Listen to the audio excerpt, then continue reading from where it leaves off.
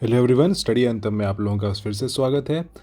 UP PCS के prelims के exam के लिए जो 22 दिसंबर को होने वाला है, उसके लिए हम लोग अपने चैनल पे टेस्ट सीरीज़ करा रहे हैं। और इस टेस्ट सीरीज़ को करने का उद्देश्य सिर्फ इतना है कि आप लोगों की प्रैक्टिस अच्छे से हो सके और आप लोगों को ज़्यादा से ज़्यादा क्वेश्चन आप एग्ज़ाम से पहले कर सकें, और उसका किस तरह से क्वेश्चन को अटेम्प्ट करना है, क्या उसमें आपको किस तरह से उसमें आपको आंसर फाइंड आउट करना है। ये सब चीज़ों पे हम इसमें डिस्कशन करते हैं, पेपर को सॉल्व करते हैं, साथ में आंसर भी बताते हैं। तो लास्ट क्लास में हम लोगों ने कुछ 75 क्वेश्चन किए थे, और इसी को आगे कंटिन्यू करते हुए हम लोग अब 76 क्वेश्चन से इसी में कंटिन्यू करेंगे। ठीक है, तो अगर आपने अगर पिछले वीडियोस को नहीं देखा है तो आपको प्लेलिस्ट सेक्शन में जा कर के वहाँ पे आपको दृष्टि की टेस्ट सीरीज़ मिल जाएगी। अगर आप हमारे स्टडी अंतम के चैनल पे जाएंगे तो वहाँ पे आपको Drishti test series for UP PCS prelims ये आपको मिल जाएगा, और इस पे हम लोगों ने अभी तक 5 मॉक टेस्ट किए हैं। तो इसमें से आपका अगर आपने ये सारे क्वेश्चन ये टेस्ट सीरीज़ कर ली तो आपके बहुत सारे क्वेश्चंस प्रैक्टिस हो जाएंगे, और ये करंट अफेयर्स भी इससे आपको प्रैक्टिस हो जाएगा। और ये आपका जो करंट एग्ज़ाम आने वाला है 22 दिसंबर को, उसके लिए बहुत इंपॉर्टेंट सीरीज़ हो सकती है। इसके अलावा अगर आपको कुछ प्रैक्टिस करना है, कुछ स्टैटिक के टॉपिक्स भी पढ़ने हैं, तो उसके लिए भी हमने काफ़ी सारे प्लेलिस्ट बनाई है। और अगर आपको करंट अफेयर्स करना है तो आई दृष्टि की करंट अफेयर्स को भी हम लोग पूरी तरह से कवर किया हुआ है। इसके बाहर से क्वेश्चन आना इम्पॉसिबल है, अगर इसमें से ही आएगा तो इसी में से आएगा। ठीक है, तो आप लोगों को ये सब करना ही अगर आपने इतना ही कर लिया तो आपका जो पूरा जो आपकी प्रिपरेशन है वो एक तरह से हो जाएगी। और यूपी का भी अगर आप करंट अफेयर्स चाहते हैं तो इसमें आपको ये पहला करंट अफेयर वीडियो यहाँ पे मिल जाएगा। ठीक है, तो इसको आप लोग ज़रूर चेकआउट करिए, देखिए और प्रैक्टिस करिए हमारे साथ, हमारे चैनल के साथ। आज हम लोग स्टार्ट करते हैं 76 क्वेश्चन से। Who among the following has described the directive principles and the fundamental rights as the conscience of the constitution. ठीक है, तो यहाँ संविधान की अंतरात्मा के ऊपर ये क्वेश्चन है, और ये आपको बताना है कि ये किसने ये स्टेटमेंट दिया था कि डायरेक्टिव प्रिंसिपल्स और फंडामेंटल राइट्स जो होते हैं ये कंसाइंस ऑफ द कॉन्स्टिट्यूशन होते हैं, यानी संविधान की अंतरात्मा होते हैं। ठीक है, तो आप लोग साथ में ही क्वेश्चन करते रहिए और अपने आंसर भी करते रहिए, और मैं भी आपको आंसर बताता चला जाऊंगा। ठीक है, तो देखिए जो आपके डायरेक्टिव डीपीएसपीज होते हैं ये आपका पार्ट 4 का पार्ट होता है। ठीक है, और ये आर्टिकल 36 से लेकर के 51 तक होते हैं। ठीक है, डायरेक्टिव प्रिंसिपल्स। और जो फंडामेंटल्स राइट्स होते हैं वो पार्ट 3 का होता है। ठीक है, तो ये चीज़ें आपको इतनी चीज़ें याद रहनी चाहिए। और ये जो कहा गया है कि ये कंसाइंस ऑफ द कॉन्स्टिट्यूशन है, ये बोला गया है ग्रैनविल ऑस्टिन के द्वारा। ठीक है, ग्रैनविल ऑस्टिन के द्वारा इसे कहा गया था। नेक्स्ट हम लोग आते हैं, विच of the following provisions can not be amended bye simple majority of the 2 houses of the parliament. ठीक है, तो इसमें से कौन सी चीज़ें जो हैं वो सिंपल मेजॉरिटी से नहीं हो सकती हैं। ठीक है, कौन से प्रोविजंस हैं वो सिंपल मेजॉरिटी से नहीं पास होते हैं। ठीक है, एबोलिशन ऑफ क्रिएशन और creation of legislative council in the states, representation of states in the parliament, formation of new state, salaries and allowances of members of the parliament. ठीक है, तो ये सारे क्वेश्चन है, इसको एक बार ध्यान से पढ़िएगा, पॉज करिए वीडियो को और इसको आपका आंसर चेकआउट करिए। याद रखिएगा कि अपना भी एक टाइमर लगा के चलिए, और आपको ये भी एक मिनट के अंदर ये आपको क्वेश्चन करना है। ठीक है, तो देखिए इसमें जो एबॉलिशन ऑफ क्रिएशन होता है ये आपका सिंपल मेजॉरिटी से ही हो जाता है। ठीक है, न्यू स्टेट्स अगर आपको बनाने होते हैं ये भी हो जाता है, और अगर आपको सैलरीज और अलाउंसेस भी करने हैं पार्लियामेंट में तो ये भी हो जाता है। बस ये जो होता है रिप्रेजेंटेशन ऑफ स्टेट्स, इसमें आपका सिंपल मेजॉरिटी नहीं होता है, इसमें आपको दोनों सदनों की मेजॉरिटी लगती है, सिंपल मेजॉरिटी से ये नहीं होता है। ठीक है,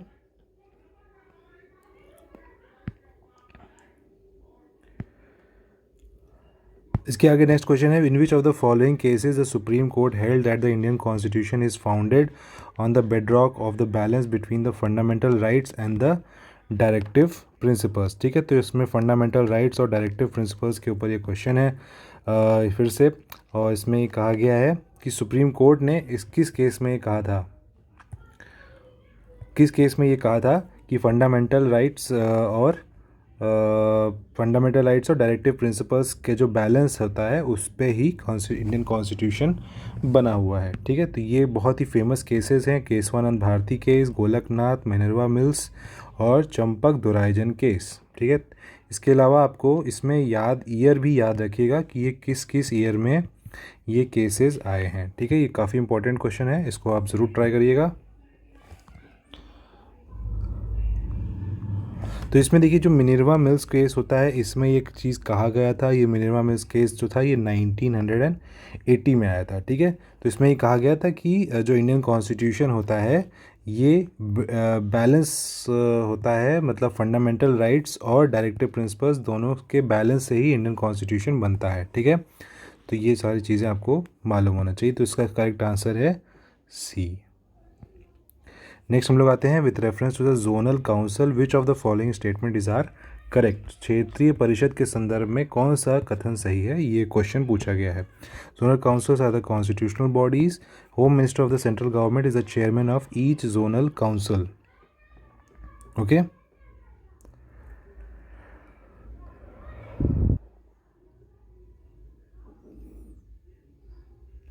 सो देखिए इसमें जो जोनल काउंसिल्स होते हैं ये आपके कॉन्स्टिट्यूशनल बॉडीज़ नहीं होते हैं, और जो होम मिनिस्टर होते हैं ये केंद्र सरकार के जो गृह मंत्री होते हैं ये चेयरमैन होते हैं हर एक काउंसिल के। तो ये स्टेटमेंट आपका सही है, ये कॉन्स्टिट्यूशनल वाला आपका गलत है। देखिए जो आपका रीऑर्गेनाइजेशन ऑफ द स्टेट्स जो एक्ट आया था, रीऑर्गेनाइजेशन ऑफ स्टेट्स, ये एक्ट आया था 1956 में, यानी इसका जो हिंदी में आप क्या कहेंगे, राज्य पुनर्गठन अधिनियम। ठीक है, राज्य पुनर्गठन अधिनियम,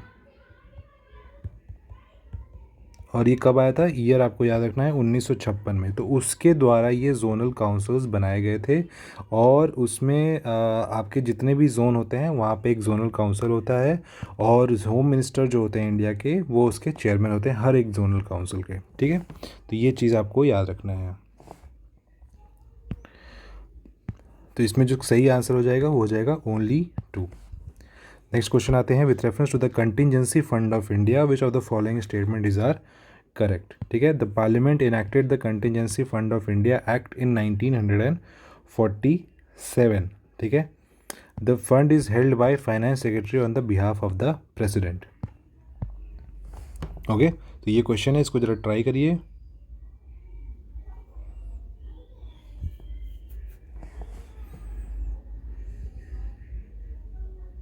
तो देखिए इसमें जो ये जो आपका सेकंड वाला स्टेटमेंट है कि जो फंड होता है कंटिजेंसी फंड ऑफ इंडिया, ये प्रेसिडेंट के द्वारा ही होता है, मतलब प्रेसिडेंट के ही उस पर होता है, और इसको जो फाइनेंस सेक्रेटरी करते हैं on the behalf of the president. ठीक है, इसको मैनेज करते हैं, लेकिन ये पूरी तरह से प्रेसिडेंट का ही इसमें उसमें कहना होता है। तो ये वाला स्टेटमेंट आपका सही है, और ये contingency fund of India act 1947 से ये नहीं बना था, ये कंटिजेंसी फंड आपका बना था 1950 में। ठीक है, ओके, ये 1950 में ये बना था एक्ट, ये फंड बना था। ठीक है, तो इसमें जो सही आंसर हो जाएगा वो हो जाएगा इसमें सेकेंड वाला, तो ओनली 2। नेक्स्ट हम लोग आते हैं with reference to the financial emergency which of the following statement is are correct. ठीक है, तो article 360 empowers the president to proclaim a financial emergency. The 42nd Amendment Act of 1975 made the satisfaction of the president in declaring a financial emergency final and conclusive and not questionable in any court on any ground. ठीक है, तो ये financial emergency से related ये question है, इसमें आपको पता करना है। ठीक है,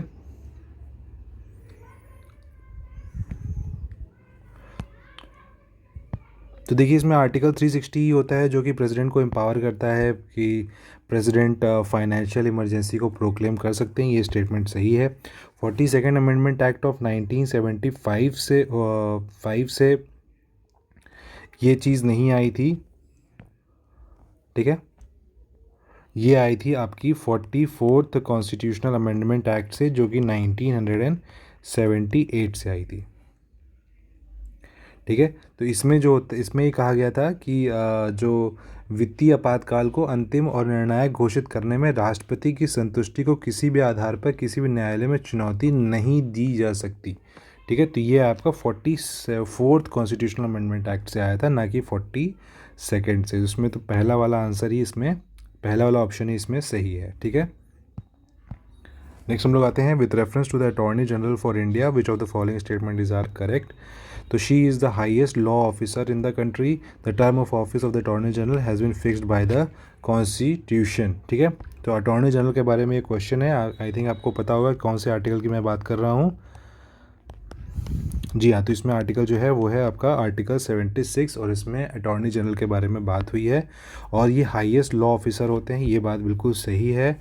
और जो टर्म ऑफ ऑफिस होता है अटॉर्नी जनरल का, वो कॉन्स्टिट्यूशन में कहीं भी फिक्स नहीं है, ये प्रेसिडेंट के ऊपर होता है कि ये कितने टाइम तक इसको रखना चाहते हैं, on the pleasure of the president. ठीक है, इसे कहा जाता है on the pleasure of the president, not fixed by the constitution. तो इसमें सिर्फ आंसर पहला वाला आंसर सही है, पहला ऑप्शन सही है, सेकंड गलत है। नेक्स्ट हम लोग आते हैं, विच of the following candidates one the presidential election unopposed in India.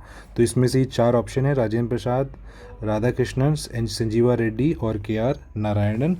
इसमें आपको पता करना है कि किसने निर्विरोध राष्ट्रपति का चुनाव जीता था।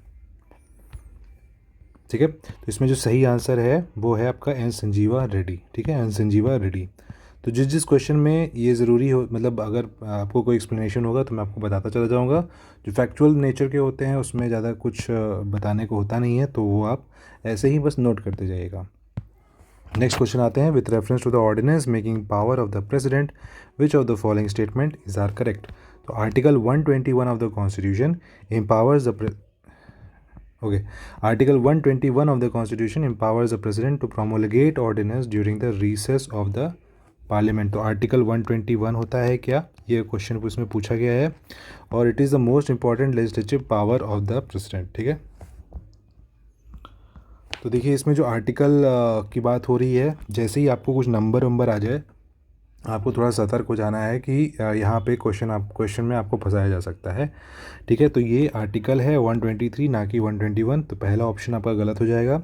और ये बात सही है कि ये प्रेसिडेंट का मोस्ट इम्पॉर्टेंट लेजिस्लेटिव पावर है, क्योंकि वो इससे एक पूरी तरह एक ऑर्डिनेंस बनाते हैं, जिसका मतलब होता है एक तरह से एक लॉ बनाया जाता है जब पार्लियामेंट सेशन में नहीं होता है। ठीक है, तो जब पार्लियामेंट सेशन नहीं होता है तब प्रेसिडेंट के पास ये पावर आ जाती है कि किसी चीज़ के ऊपर वो लॉ बना सकते हैं। ठीक है, तो इसी को बोलते हैं हम लोग ऑर्डिनेंसेस।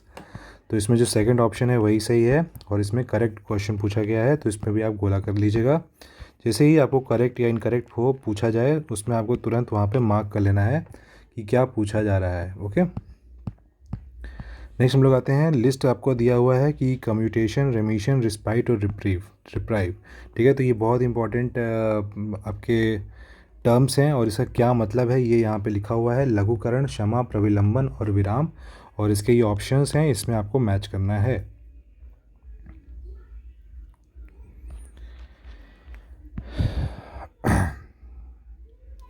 देखिए इसमें जो कॉम्यूटेशन का मतलब होता है कि substitution of one form of punishment from for a lighter form. तो इसमें जब कोई ज़्यादा अगर किसी मतलब कोई कठोर अगर पनिशमेंट मिली है, तो उसमें कम कठोर वाली पनिशमेंट में इसको चेंज कर दिया जाता है, जिसको बोलते हैं हम लोग कॉम्यूटेशन। तो ए का हो जाएगा आपका 1, ए का हो जाएगा आपका 1। रेमिशन जो होता है वो होता है आपका एक सेकेंड, रेमिशन जो होता है, हाँ, reducing the period of sentence without changing it's character. तो इसमें आपका जो सेंटेंस पीरियड होता है वो कम कर दिया जाता है, कि जैसे अगर 7 साल की सज़ा है तो मे बी 5 साल की सज़ा कर दी जाती है, तो ये आपका थर्ड हो जाएगा।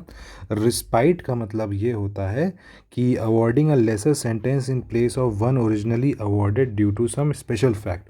तो रिस्पाइट दिया जाता है, जैसे अगर मान लीजिए कोई महिला को दिया गया है और महिला प्रेग्नेंट है, तो उस केस में कुछ जब ऐसे कुछ स्पेशल केसेस आते हैं तो उसमें जो पनिशमेंट होती है वो कम कर दी जाती है, तो इसको ही कहते हैं आपको रिस्पाइट। और रिप्राइव जो होता है उसे कहते हैं stay of the execution of the sentence for a temporary period, ठीक है। रिप्राइव में कुछ देर के लिए उसको स्टे कर दिया जाता है, हालांकि उसमें सब कुछ सही रहता है, बस स्टे कर दिया जाता है। तो ऑप्शन आपका सही हो जाएगा 1 3 2 4, ठीक है। ए का 1 3 2 4, ठीक है, तो ए ऑप्शन। नेक्स्ट हम लोग आते हैं with reference to the qualification of the vice president of India which of the following statement is are correct, ठीक है। तो जैसे ही मैंने देखा कि करेक्ट इनकरेक्ट है, मैंने तुरंत यहाँ पे मार्क कर लिया, अब मुझे इसको हमेशा दिखता रहेगा। तो इसमें वाइस प्रेसिडेंट के बारे में पूछा जा रहा है, he should have completed 30 years of age, he should have qualified for election as a member of the Lok Sabha.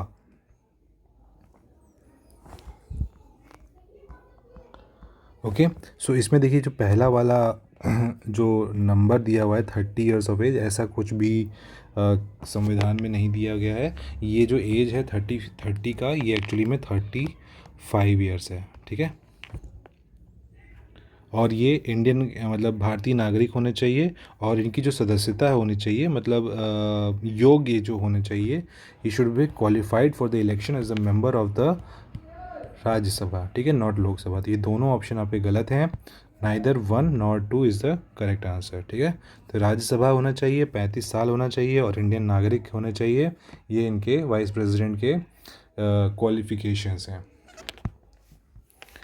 With reference to the Council of the Ministers, which of the following statement is are correct? The total number of ministers, including the Prime Minister, the Council of Ministers shall not exceed 15% of the total strength of the Lok Sabha. The Council of the Ministers shall be collectively responsible to the Lok Sabha and the Rajya Sabha.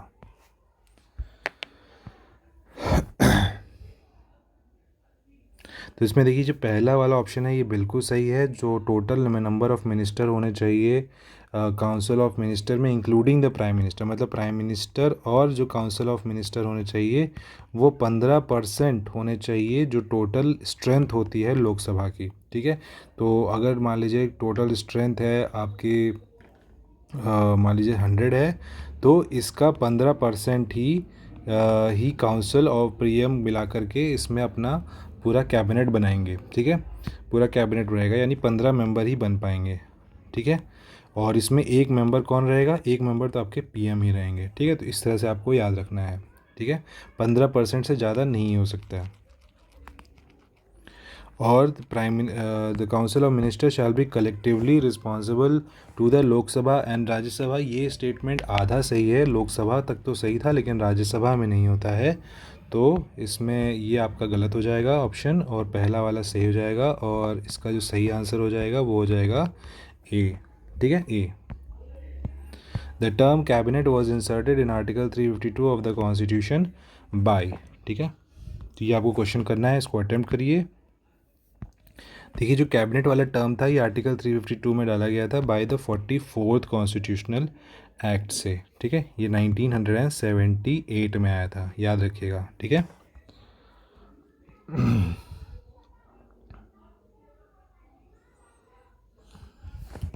Next हम लोग आते हैं यहाँ पे, देखिए कुछ ये आपका डिसकंटिन्यूटीज़ दिया हुआ है और कुछ लेयर्स दिया हुआ है, यानी ये ज्योग्राफी का एक स्टैटिक क्वेश्चन है। इसको आपको पूछा है कि इसमें कौन सा करेक्टली मैच्ड है, ठीक है। तो कॉनराड है, मोहरोविक है, रेपिटी है और लेहमन है। तो इसको एक बार ट्राई करिए।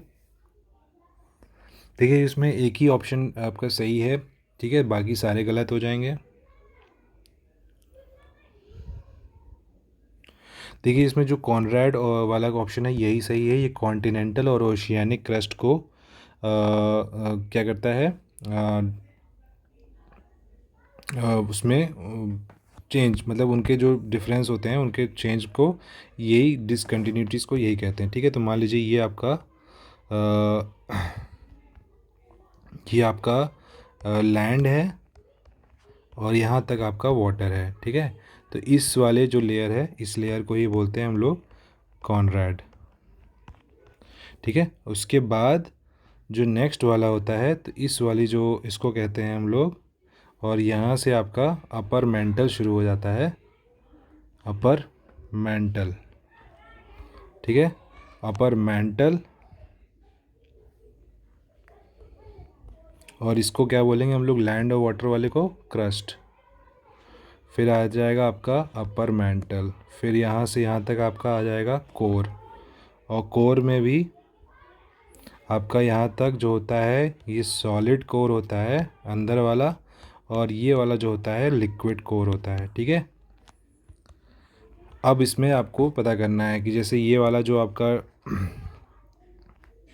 ये वाला जो है इसको हम लोग क्या कहते हैं, इसको हम लोग बोलते हैं कॉनरैड, ठीक है। तो ये आपका क्रस्ट में ही जो डिफरेंस होता है, ठीक है, क्रस्ट में ही जो लैंड और वाटर में जैसे डिसकंटिन्यूटीज होते हैं उनको ये कहते हैं। क्रस्ट और मेंटल के बीच वाली यानी ये वाली, ठीक है, ये वाली, इसको क्या बोलते हैं, इसको बोलते हैं हम लोग मोहोरोविक, ठीक है। इसके बाद अपर मेंटल और लोअर मेंटल, सॉरी ये पूरा मेंटल ही है, तो ये हो जाएगा आपका अपर मेंटल और ये आपका लोअर मेंटल। तो ये वाला जो डिसकंटिन्यूटी होता है इसको हम लोग बोलते हैं रेपिटी, ठीक है। और ये जो फाइनली आपका कोर है और मेंटल है, तो इसके बीच का जो ये डिफरेंस है ये वाला, ओके, ये वाला जो आपका है इसको हम लोग बोलते हैं गटनबर्ग, ठीक है, गटनबर्ग। तो मेंटल, लोअर मेंटल और अपर कोर, इसको बोलते हैं हम लोग गटनबर्ग। और अपर और लोअर कोर मतलब कोर के ही बीच में लास्ट में होता है, इसको लोग बोलते हैं हम लोग लहमन, ठीक है। तो आई होप कि आपको ये पूरा क्लासिफिकेशन समझ में आ गया होगा। तो इसमें आपका सही वाला ऑप्शन है वो है आपका कॉनरैड, ठीक है। तो इस डायग्राम को एक बार अच्छे से आप पढ़ लीजिएगा क्योंकि ये क्वेश्चन में आते रहते हैं। ओके, नेक्स्ट हम लोग आते हैं आपके 90th क्वेश्चन पे। Which of the following iron ore mines state is not correctly matched. तो इसमें आयरन और माइंस दिए हुए हैं और स्टेट्स दिए हुए हैं। तो इसमें है आपका किरुबुरु, गोवा, दिल्ली रजरा और बाबा बुदान हिल्स।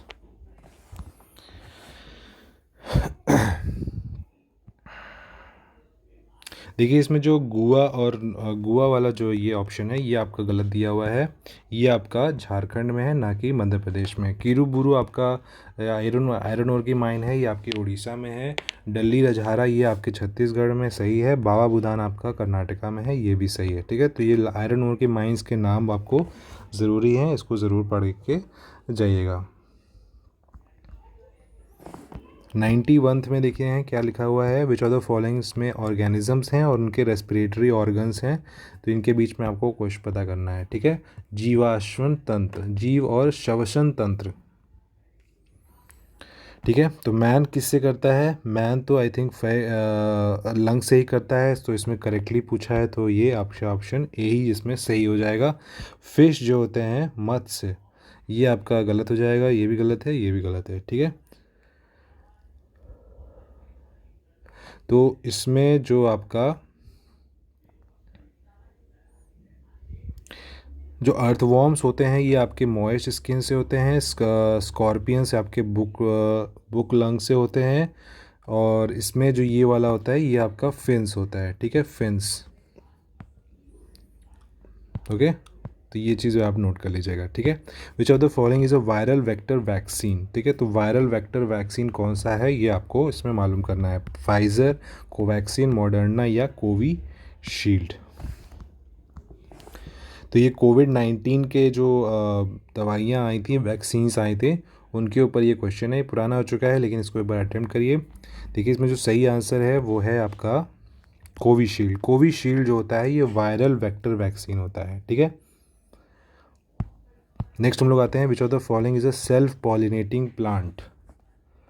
तो इसमें से सेल्फ पॉलिनेटिंग प्लांट कौन सी है ये आपको बताना है। अच्छा, इसमें जो आपका क्वेश्चन में आपका ये बाकी जो हैं इसमें देखिए जो आपका मॉडर्ना और फाइज़र, ठीक है, ये दोनों जो हैं ये आपके mRNA वैक्सीन्स होते हैं, ठीक है। याद रखिएगा ये mRNA वैक्सीन्स होते हैं। और ये वाली जो होता है ये आपका डेड वायरस से ये बनते हैं, ठीक है, डेड वायरस से। कोवैक्सीन, तो वायरस को पहले मार दिया जाता है और उसी वायरस को दोबारा कोवैक्सीन में डाल दिया जाता है, ठीक है। और ये भी फाइज़र और मॉडर्ना की जो वैक्सीन्स हैं ये आपके mRNA वैक्सीन से बनती हैं। और ये कोविशील्ड जो होती है ये आपका वायरल वेक्टर वैक्सीन होता है। ठीक है, तो अब आपको सारे पता है, अब इसमें आप आराम से क्वेश्चन कर ले जाएंगे। ठीक है, इसमें नेक्स्ट है आपका विच of the following is a self pollinating, तो इसको अटेम्प्ट करिए। इसका जो सही आंसर है वो है आपका मस्टर्ड। तो मस्टर्ड जो होता है ये सेल्फ पॉलिनेटिंग होता है, अपने आप ही इसमें पॉलिनेशन हो जाता है। ओके, नेक्स्ट हम लोग आते हैं pollination brought about by bats is called. ठीक है, तो इसको क्या बोलते हैं, जो बैट से पॉलिनेशन होता है उसको क्या बोलते हैं?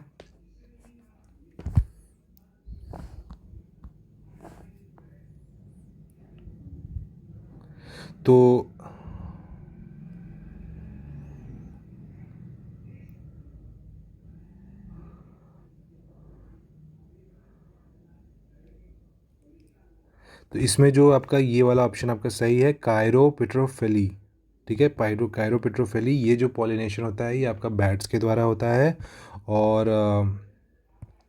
ऑर्थिनोफेली जो होता है ये आपका बर्ड्स के द्वारा होता है। तो जब भी आप ऑर्निथो पढ़ेंगे, ऑर्निथो इसका मतलब ही होता है बर्ड से रिलेटेड होता है। ठीक है, और माइम्रो सिफेली जो होता है ये आपका एंट से होता है। ठीक है, एंट्स, तो ये चीज़ आपको याद रखना है। ओके, इसके बारे में आपको एक बार आप गूगल पे सर्च करिएगा कि इसका जो सही आंसर है वो क्या होगा। ठीक है, कुछ अपनी तरफ से भी आपको एफर्ट करने पड़ेंगे। ठीक है, मैंने आपको बाकी सब बता दिया है, ये वाला आपको सर्च करना है और करके आपको ही आगे बढ़ना है। ठीक है, नेक्स्ट हम लोग आते हैं विच of the following is the highest mountain peak in the African continent. ठीक है, तो अफ्रीकन कॉन्टिनेंट में हाईएस्ट माउंटेन पीक आपको पॉइंट आउट करना है। तो ये आसान क्वेश्चन है, ये होगा आपका माउंट किलिमंजारो। ओके, नेक्स्ट हम लोग आते हैं सी ऑफ अजोव, ये कहाँ पे लोकेटेड है, which of the following countries. तो ये भी इजी क्वेश्चन है। सी ऑफ अजोव अभी काफ़ी न्यूज़ में भी था बिकॉज दो कंट्रीज़ के बीच में वॉर हो रही है।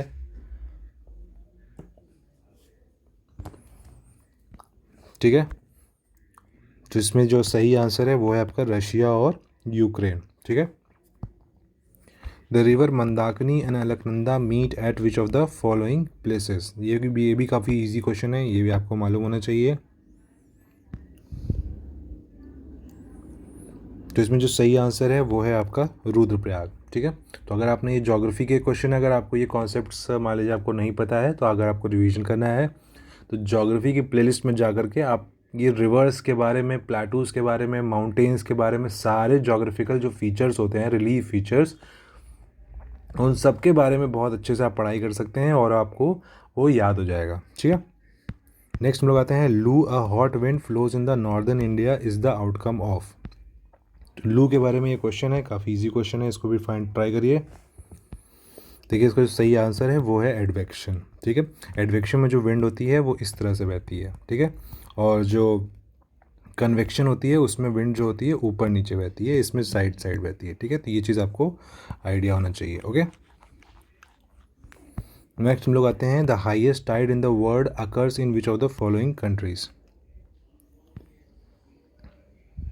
तो इसका जो सही आंसर है वो है आपका कनाडा, कनाडा। ठीक है, the cool temperate western margin is known as. ठीक है, तो ये काफ़ी हम लोग क्वेश्चन, ये भी हमने ज्योग्राफी के टाइप में ही सेलेक्ट उसमें किया हुआ है, तो इसको भी ज़रूर जाके देखिएगा। ये सारे कॉन्सेप्ट्स काफ़ी इजी हैं, अगर आपने वो वीडियो देख ली तो आपको आराम से समझ में आ जाएगा और ऐसे क्वेश्चन आप इजीली कर पाएंगे। अगर आपको ये डफ लगता है तो ये वीडियो, वो जो वीडियो है वो आपके लिए है। ठीक है, तो प्लेलिस्ट में जाइएगा और उसको ज़रूर देखिएगा। इसका जो सही आंसर है वो है आपका British type of climate. The highest peak in the state of Mizoram is. Okay, ये काफ़ी इजी क्वेश्चन है, इसको भी आप फाइंड आउट करिए। इसका सही आंसर है फोंगुपुई माउंटेन। ठीक है, ये जो पर्वत होता है यही हाईएस्ट पीक है मिज़ोरम का। अगर आपको मणिपुर का मालूम है तो ज़रा हमें कमेंट सेक्शन में बताइएगा। ओके,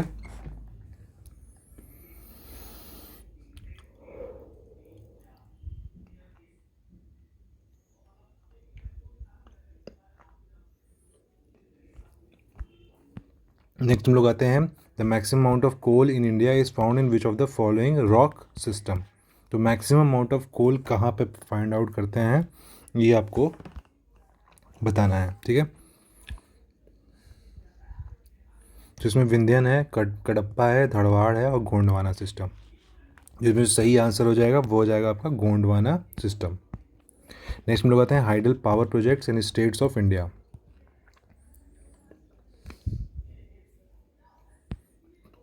ठीक है, तो ये आपको मैच करना है, हाइडल पावर प्रोजेक्ट्स हैं और कौन से स्टेट्स में ये होते हैं ये आपको पता करना है। जिसमें अगर आपको एक दो नाम भी पता होगा तो आप आराम से क्वेश्चन कर ले जाएंगे। ठीक है, रंगीत एक बहुत इंपॉर्टेंट रिवर है, अगर इसका आपने नाम सुना होगा तो अब ये क्वेश्चन आपको ईजी हो जाएगा।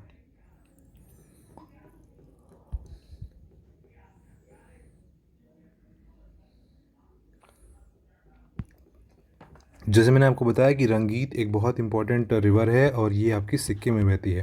तो डी का हो जाएगा आपका 3, यानी आप यहाँ देखेंगे तो ये भी ख़त्म, ये भी ख़त्म, ये भी ख़त्म, D3 यहीं पे है और यहीं से आपका ऑप्शन आंसर आ जाएगा। तो ए का हो जाएगा आपका 2, यानी ये रंगनादी जो है ये आपका अरुणाचल प्रदेश में है, दोयांग आपका नागालैंड में है और तिपाई मुख जो है ये आपका मणिपुर में है। ठीक है, तो ऐसे क्वेश्चंस की प्रैक्टिस करना आपको बहुत ज़रूरी है। आपको ये आपने अगर ज्योग्राफी के कुछ टर्म्स के बारे में भी आपको आइडिया होगा तो आप ये क्वेश्चन आराम से कर ले जाएंगे। As per census 2011 the number of million plus cities in India is. ठीक है, जो फैक्चुअल क्वेश्चन है, सेंसस 2011 से क्वेश्चन हमेशा आता है, दो तीन क्वेश्चन फंसेगा ही फंसेगा, तो उसके ऊपर भी प्रैक्टिस आपको करनी है। ठीक है, इसका सही आंसर है 53। 2001 में ये संख्या थी 35। ठीक है, तो इसी को उल्टा कर दीजिएगा। ठीक है, the Kashmir valley lies between. Kashmir valley कहाँ पे मिलती है आपको? ये मिलती है आपको मिडिल हिमालयस, पीर पंजल, लेसर पीर पंजल। ठीक है, ग्रेटर, ग्रेटर, मिडिल और मिडिल। ठीक है, तो ये आपको यहाँ पता करना है। तो देखिए, जब भी कश्मीर आप पढ़ेंगे तो आपको याद रखना है कि ग्रेटर और पीर पंजल रेंज के बीच में ये पाया जाता है। नेक्स्ट हम लोग आते हैं विच of the following channels separates Andaman और निकोबार आइलैंड। और इसका जो सही आंसर है वो है आपका 10 डिग्री चैनल। ठीक है, तो 10 डिग्री जो चैनल होता है वो अंडमान और निकोबार को सेपरेट करता है। Which of the following passes connecting places is correctly matched. ठीक है, तो इसमें एक ही है जो सही मैच है, ये आपको बताना है। तो अगर आपको शिपकीला मालूम होगा, बारालच्चा मालूम होगा, बनिहाल मालूम होगा, जोजिला मालूम होगा तो आप ये क्वेश्चन कर लेंगे। ठीक है, तो जोजिला के बारे में एक इंपॉर्टेंट चीज़ याद रखिएगा कि ये श्रीनगर से जम्मू नहीं करता है, लेह करता है। ठीक है, बनिहाल के बारे में एक चीज़ याद रखिएगा, ये श्रीनगर टू लेह नहीं करता है, ये जम्मू करता है। तो ये दोनों आपस में उल्टा मैच थे। बारालच्चा के बारे में ये चीज़ आपको मालूम होना चाहिए कि ये मंडी से, सॉरी ये मनाली से नहीं, ये मंडी से लेह के बारे में, लेह तक जाता है। तो शिपकीला आपका सही आंसर है, ये शिमला से तिब्बत तक जाता है। ठीक है, which are the following are the types of mica. 108 question, इसको जारी करिए। माइका के ये कौन से टाइप होते हैं? तो इसमें जो सही आंसर है वो है रूबी, मस्कोवाइट और बायोटाइट, तीनों इसमें सही ऑप्शन है, तो इसका सही आंसर हो जाएगा डी। नेक्स्ट हम लोग आते हैं institutes related to forest in India और उनकी लोकेशन के बारे में क्वेश्चन दिया हुआ है। ठीक है,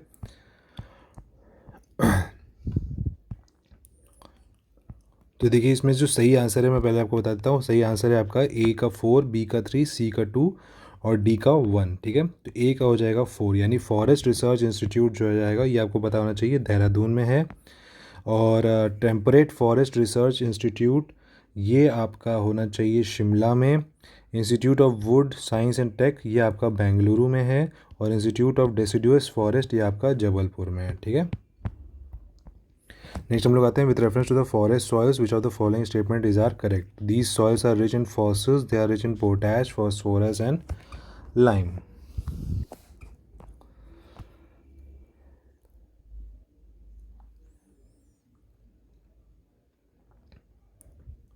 देखिए उसमें जो फॉरेस्ट सॉइल्स होता है उसमें पोटैश नहीं होता है, फॉस्फोरस भी नहीं होता है, लाइम भी नहीं होता है, तो ये तीनों ऑप्शन इसमें गलत हैं। हाँ, ये चीज़ सही है कि रिच इन फॉसिल्स, तो ये चीज़ आपका सही हो जाएगा। ठीक है, only 1। Which of the following is are the tributaries of river Krishna. तो रिवर कृष्णा का है, काफ़ी इजी क्वेश्चन है, आपको पता होना चाहिए। देखिए कोयना होती है, ठीक है, और प्राणहिता,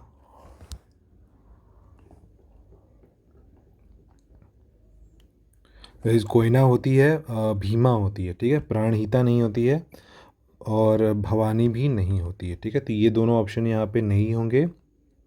ओके, तो अगर आपको पता है कि प्रणहिता किसकी ट्रिब्यूटरी है और भवानी किसकी ट्रिब्यूटरी है, तो ये आप हमें कमेंट सेक्शन में ज़रूर बताएंगे, ठीक है। कमेंट सेक्शन में आप हमें बताइए कि ये किस चीज़ की ट्रिब्यूटरी है। तो इसका सही आंसर हो जाएगा ओनली 1 और 2।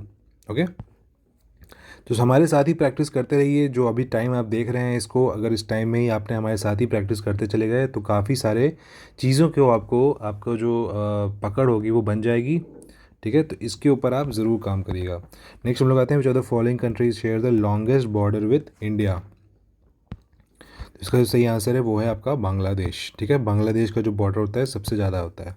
तो shifting cultivation in Sri Lanka is known has, ठीक है। तो हमने एक क्वेश्चन पहले भी किसी टेस्ट सीरीज़ में किया हुआ है शिफ्टिंग कल्टिवेशन का, और उसका सही आंसर है आपका चेना।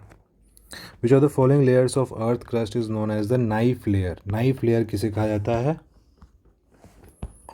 तो देखिए जो कोर होता है ना, लास्ट में जो हमने यहाँ पे डायग्राम अभी बनाया था, तो लास्ट में जो कोर होता है इसी को बोलते हैं, इस पूरे लेयर को ही हम लोग बोलते हैं नाइफ लेयर, क्योंकि यहाँ पे निकल और आयरन दोनों मिलता है। नाइफ का मतलब क्या होता है? एन आई का मतलब होता है आपका निकल, और एफ का मतलब होता है आपका आयरन, ठीक है। तो इसीलिए ये चीज़ वहाँ पे पाए जाते हैं, इसलिए इसको नाइफ लेयर बोला जाता है। ओके, नेक्स्ट हम लोग आते हैं, विच of the following secret groves of India is correctly match, ठीक है। तो पवित्र उपवन और राज्य का सही रंग सुमेलित है, ये आपको पता करना है। देखिए इसमें सही आंसर है वो है आपका गुम्पा फॉरेस्ट। तो गुम्पा वाला फॉरेस्ट ही आपका अरुणाचल प्रदेश में है, ठीक है। और ये जो दियोराय है ये आपका गोवा में है। ये जो है आपका गमकाफ, ये आपका मणिपुर में है। और ये जो है आपका गरमथन, ये आपका त्रिपुरा में नहीं है, ये आपका वेस्ट बंगाल में है, ठीक है। तो ये तीनों ऑप्शन आपके गलत हो जाएंगे, ये आप नोट कर सकते हैं अगर आपको ये नहीं मालूम है, ठीक है। तो सीक्रेट ग्रुप्स के ऊपर क्वेश्चन आते रहे हैं, तो इसको भी आप स्किप मत करिएगा, याद करके जाइएगा। नेक्स्ट है आपका नेशनल पार्क ऑफ इंडिया और स्टेट, ठीक है। देखिए वाल्मीकि नेशनल पार्क तो आपको पता होना चाहिए, चंदौली पता होना चाहिए, मरीन और माउलिंग ये सारे पता होना चाहिए। नेशनल पार्क्स के ऊपर आपको अच्छी पकड़ बनानी पड़ेगी। तो इसमें जो वाल्मीकि नेशनल पार्क है ये आपका बिहार से रिलेटेड है। मरीन नेशनल पार्क जो है ये आपका गुजरात से रिलेटेड है। चंदौली जो है ये आपका महाराष्ट्र से रिलेटेड है, और माउलिंग जो है ये आपका अरुणाचल से रिलेटेड है, ठीक है। तो इसमें जो सही आंसर हो जाएगा आपका बी, ठीक है। तो इसको एक बार नोट कर लीजिएगा, और इसको आपको पता भी होना चाहिए। नेक्स्ट हम लोग आते हैं, with reference to the measurement of biodiversity which of the following statement is are correct. तो alpha diversity is measured by counting the number of species in particular ecosystem. Gamma diversity is total species richness over a large area और reason.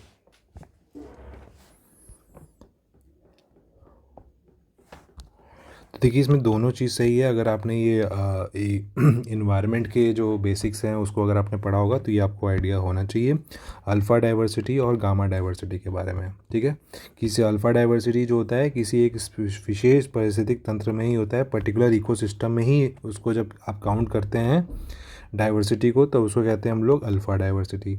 और जब आप total मतलब पूरे area को जब आप लेते हैं, मान लीजिए ए है या बी है, अगर आपने सिर्फ ए के करा तो आपने इसको बोलेंगे हम लोग अल्फ़ा, और आपने ए और बी दोनों को अगर आपने स्पीशीज़ को काउंट किया, ठीक है, तो इसको आप बोलेंगे gamma,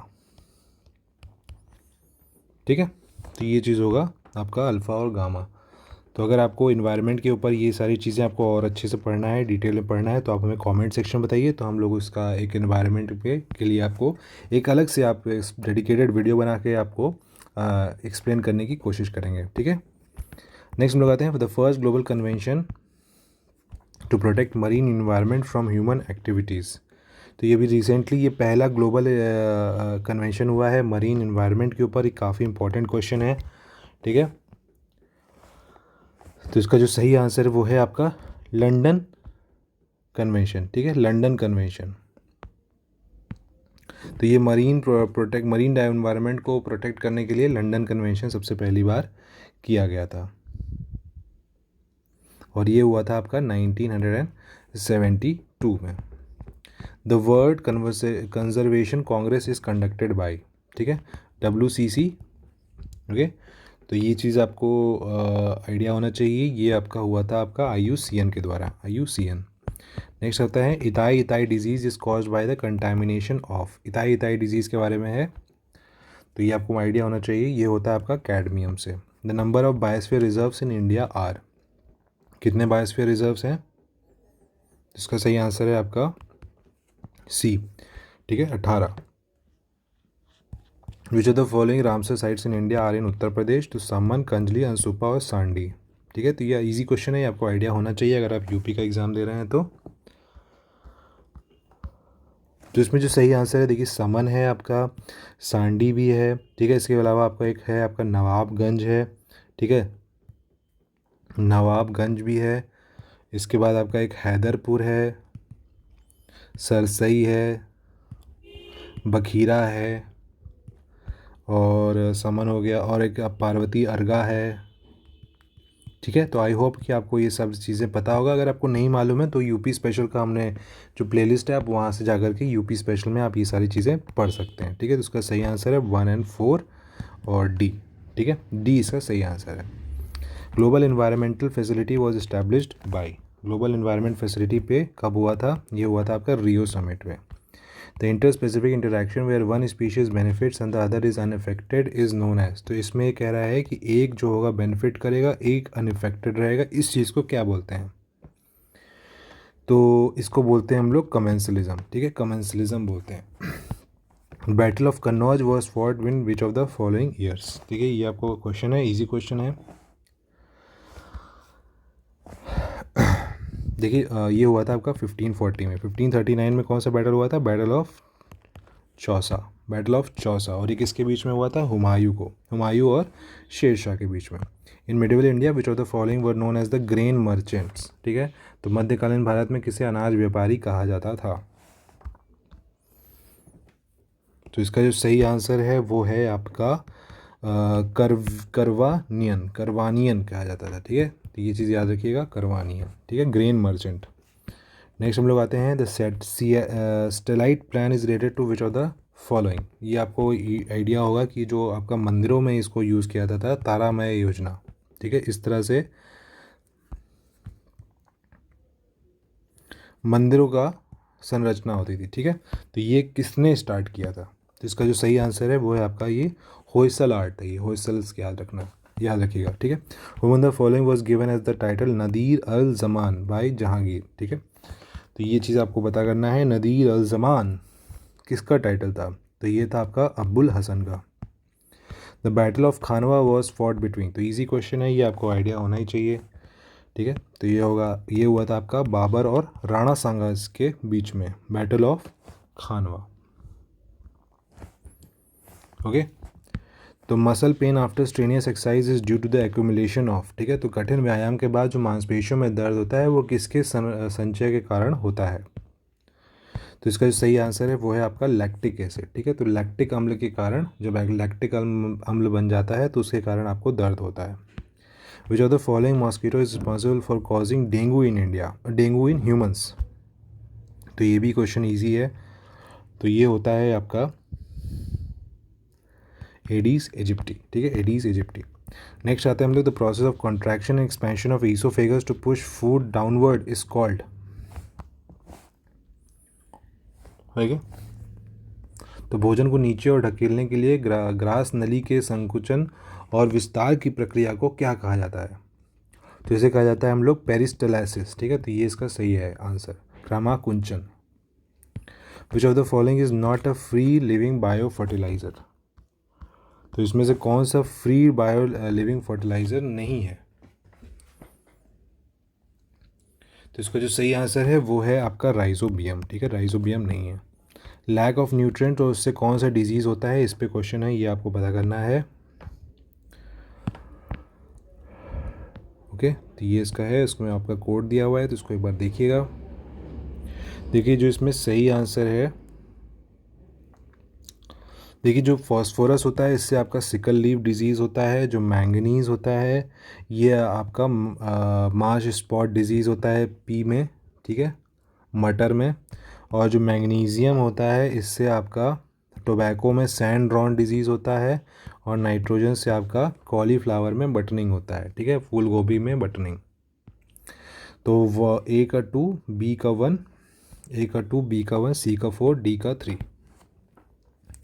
fortified rice could be harmful to people with, ठीक है, तो इसका जो सही आंसर है वो है आपका सिकल सेल एनीमिया। तो जो फोर्टिफाइड राइस होता है वो हार्मफुल होता है सिकल सेल एनीमिया के लिए वाले लोगों के लिए। नेक्स्ट यहाँ पे कुछ डिजीज़ दिए हुए हैं और उसे कॉजेटिव एजेंट दिए हुए हैं। तो मम्प्स आपका होता है फैथलीट, एस्केरियासिस और मलेरिया। ओके, तो ये इसको एक बार आप ट्राई करिए।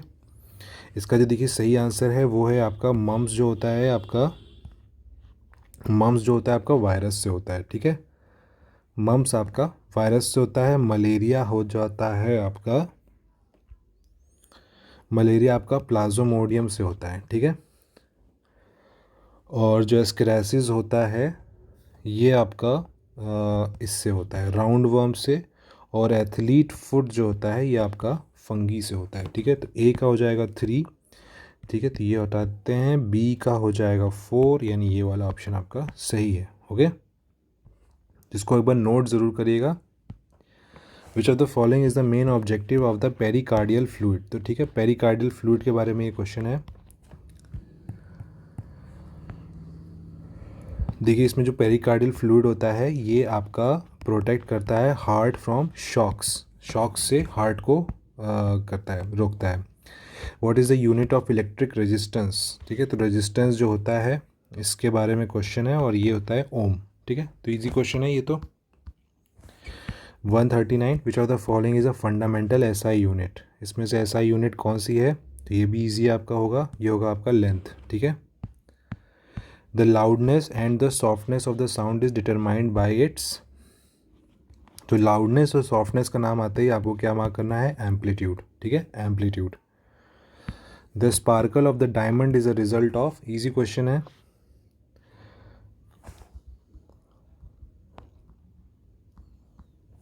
तो इसका जो सही है वो है total internal reflection. If the area of the cross section of the wire is decrease, the resistance of the wire will decrease, increase, remain same और बिकम ज़ीरो। तो देखिए जैसे ही आप क्रॉस सेक्शन कम कर देंगे वायर का, वैसे ही रेजिस्टेंस जो होगा ना वो बढ़ जाएगा, ठीक है, तो रेजिस्टेंस जो होता है वो बढ़ जाता है। तो यूनिवर्सली प्रोपोर्शनल होता है, क्रॉस सेक्शन आपने कम किया और रेजिस्टेंस आपका बढ़ जाएगा। Who is known as the father of the modern chemistry, तो इसका सही आंसर है एंटोनियो लेवियोसर, ठीक है, इनको father of the modern chemistry कहा जाता है। Which of the following is true regarding isotopes, तो they have the same number of protons but different number of neutrons, तो ये इसका सही आंसर है, ठीक है, सेम प्रोटॉन होते हैं, नंबर ऑफ न्यूट्रॉन्स जो होते हैं वो अलग होते हैं, इन्हीं को बोलते हैं isotope. Which of the following contains eugenol as a component, तो इसमें से कौन से में यूजेनॉल होता है, तो इसका जो सही आंसर है वो है आपका क्लोव, ठीक है, तो क्लोव में आपका यूजेनॉल फाइंड पाया जाता है। ओके, नेक्स्ट हम लोग what is the key component of the इनएडिबल link used in the election, तो इसमें जो सही आंसर है वो है आपका silver nitrate, silver nitrate. Next हम लोग आते हैं मेटल और नॉन मेटल है और उसका कैरेक्टरिस्टिक दिया हुआ है, तो ये आपको फाइंड आउट करना है, इसमें जो सही आंसर होगा वो क्या होगा। देखिए जो इसमें मरकरी जो होता है, मरकरी जो होता है एक मेटल होता है बट लिक्विड होता है अपने रूम टेम्परेचर पे, ये चीज़ आपने देखा ही होगा, आपके पास अगर मरकरी का थर्मामीटर होता है, थर्मामीटर जो होता है उसमें मरकरी भरा होता है, तो उसमें आपने ये चीज़ देखा होगा कि मेटल तो होता है लेकिन लिक्विड होता है रूम टेम्परेचर पे। तो ए का हो जाएगा आपका 2 और ये ख़त्म, ठीक है, और बी का आयोडीन एक बार देख लेते हैं, आयोडीन कैसे आप फाइंड आउट करेंगे। देखिए नॉन मेटल होता है और लस्ट्रस होता है, ठीक है, तो सी का हो जाएगा आपका 1, तो ये ऑप्शन आंसर हो जाएगा। ब्रोमीन जो होता है आपका नॉन मेटल होता है but liquid at room temperature, और लिथियम जो होता है मेटल होता है पर ये सॉफ्ट होते हैं, लिथियम जो होते हैं मेटल होते हैं ये लेकिन सॉफ्ट होते हैं। नेक्स्ट हम लोग आते हैं विच of the following is not an example of physical change, तो इसमें जो सही आंसर है वो है आपका फोटोसिंथेसिस। नेक्स्ट है आपका what happens to the concentration of H plus ions when an acidic solution is formed. तो H प्लस आयंस का क्या होता है जब एसिडिक सोल्यूशन फॉर्म होता है, ठीक है। तो ये भी आपको मालूम होना चाहिए, जब ये एसिडिक सोल्यूशन आपके बनते हैं तो उसमें जो H प्लस आयंस होते हैं उन्हीं की वजह से ही बनते हैं, ठीक है। तो ये इसमें इंक्रीज़ हो जाता है। लास्ट क्वेश्चन है, इसमें देखिए कुछ नेचुरल रिसोर्सेज हैं, उनके सिट्रिक एसिड्स का पता करना है, उसमें कौन से एसिड पाया जाता है। देखिए जो इसमें टोमेटो होता है, ग्रेप्स और नेटस्टिंग और ऑरेंज, ठीक है। इसको एक बार ट्राई करिए। तो आई होप कि आपने ये सारे क्वेश्चन किए होंगे अभी तक, और अगर आपने नहीं किया है तो इसको वीडियो को फिर से करिए, देखिएगा, क्योंकि ये क्वेश्चंस ही नहीं करते हैं लोग, पढ़ते बहुत हैं लेकिन उस पर जब क्वेश्चन करने की बारी आती है तो प्रैक्टिस नहीं करते। आप जितनी प्रैक्टिस करेंगे उसके बाद ही आपके आंसर्स इंप्रूवमेंट आपको दिखाई देगा। अदरवाइज़ आप वहाँ पर जाके क्वेश्चंस को किस तरह से टैकल करना है ये आपको नहीं समझ में आएगा, ठीक है। और इस तरह से क्वेश्चन करने की आपकी मेमोरी में ज़्यादातर ये बन जाता है। तो इसमें देखिए जो टोमेटो होता है इसमें होता है ऑक्जेलिक एसिड, जो ग्रेप्स होते हैं इसमें होता है आपका टार्टरिक एसिड, जो नेटल स्टिंग होता है इसमें आपका मेथनोइक एसिड होता है, और जो ऑरेंज होता है उसमें होता है आपका सिट्रिक एसिड, ठीक है। तो ये इजी क्वेश्चन है, इसका सही आंसर हो जाएगा आपका A2B4C3 ए इसका सही आंसर हो जाएगा, ठीक है। तो आई होप कि आपने ये सारे क्वेश्चन अभी तक इसमें देखे होंगे, सही किए होंगे ज़्यादातर, और अगर नहीं भी किए हैं तो आप इसको एज अ अपने इन्फॉर्मेशन को बढ़ाने के लिए ही यूज़ कर सकते हैं कि आपको आज ने इतने क्वेश्चन किए, और जो आपको नहीं आते हैं वो आप आपने याद कर लिए हैं, पढ़ लिए हैं, ठीक है। तो आई होप कि आप लोगों को ये पूरा सेशन अच्छा लगा होगा। अगर आपको ये सेशन अच्छा लगा है तो please give a thumbs up, like ज़रूर करिएगा। लाइक से हमें मोटिवेशन मिलता है और हमें और भी इस तरह के टेस्ट सीरीज़ को करने में अच्छा लगता है, ताकि हम अपने नॉलेज को और अच्छी तरह से लोगों के बीच में पहुंचा सकते हैं और लोगों की हेल्प कर सकते हैं इस टेस्ट को प्रैक्टिस करने के लिए, क्योंकि कई लोगों को ये एक्सेस भी नहीं मिल पाता है, ठीक है। तो हमारे साथ ही करिए, हमारे साथ ही पढ़िए, साथ में पढ़ने से भी आपको काफ़ी नॉलेज मिल जाएगा। तो आपको मिलते हैं अपने नेक्स्ट सेशन में, जहाँ पे हम लोग नेक्स्ट कुछ 75 क्वेश्चंस करेंगे पहले हाफ में, और सेकंड क्वेश्चन सेकंड हाफ में, ठीक है। तो मिलते हैं आपको नेक्स्ट लेक्चर में, तब तक के लिए जय हिंद।